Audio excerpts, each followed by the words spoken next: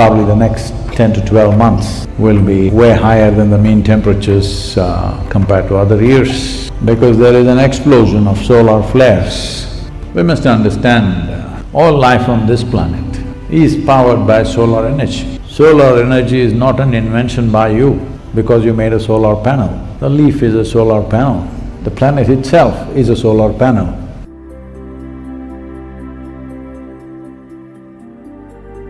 Everything that we are doing here, whether you eat a plant or an animal or you switch on the lights, what's behind it may be diesel, maybe coal, maybe something else, it doesn't matter what, everything is solar power. So the essential energy on this planet is solar.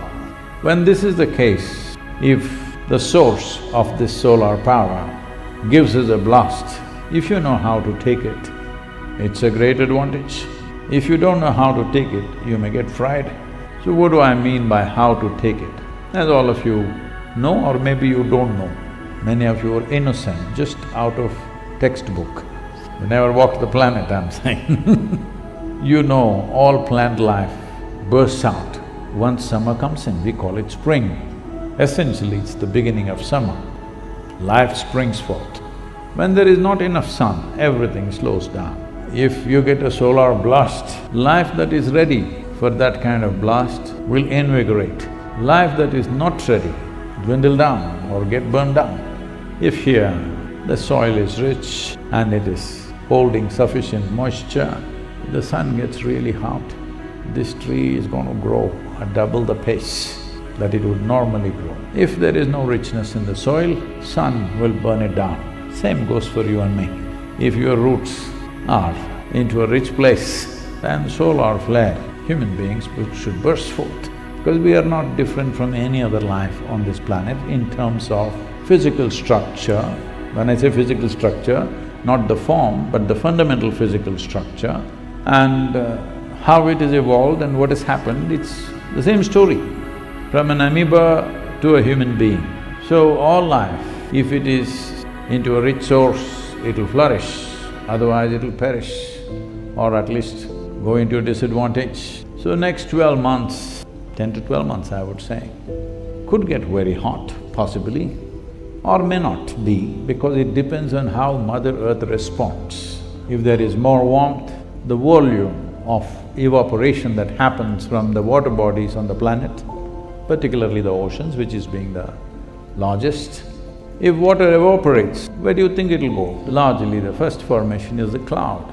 So if substantial increase in cloud cover happens, once again, it'll cool down. But one thing that'll happen is, once the cloud goes up, it can't just stay there, nor can it just largely dissipate. Most of it has to come down in the form of precipitation.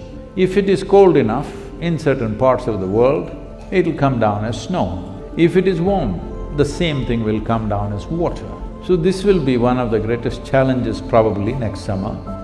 That is, even if 20% of the snow that comes down an annual average, if it comes down as rain instead of coming as snow, there will be unimaginable disasters for human societies and urban societies particularly.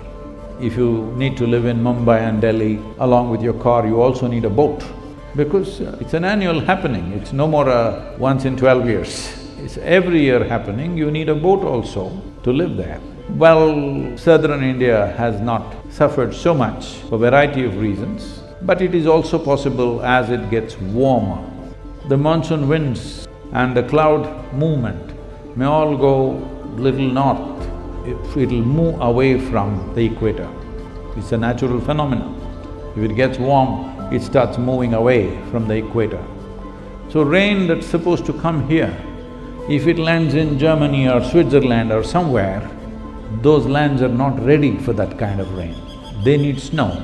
I'm just telling you, for a spiritual seeker, a conducive time is coming. Some will make use of it, some will crib.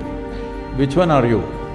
You need to make use of it. So the important thing is how to conserve this energy, how to make this into a productive process rather than becoming sick with it.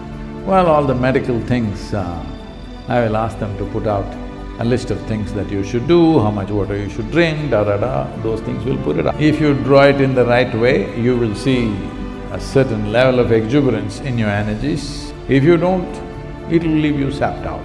So, for a spiritual seeker, the coming year is going to be good.